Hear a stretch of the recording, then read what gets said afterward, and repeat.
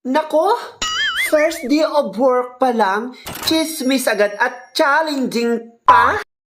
Ay, oo. Kasi nga, pinag-iingat nila ako kay Raquel di Makulangan. Breadwinner daw ito ng chismis at marami na siyang nasira sa kapwa niya manggagawa. O di ba nakaka-challenge yun? O di, mas bongga, pagkakataon mo na yun, Samara.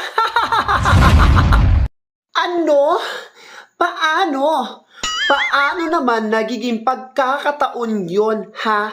A beer? Of course, hindi mo ba alam ang mangingialam at magchismis sa buhay mo, kailangan mo na ng entrance fee. Dahil sa hirap ng buhay ngayon, wala nang libre. Kaya dapat magkaroon sila ng talent fee sa atin. Kung dahil sa atin, wala silang topic.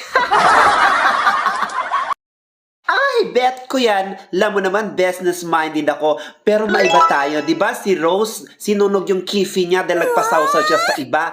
Ako naman, yung itlog ng boyfriend ko, ginawa kong egg burger.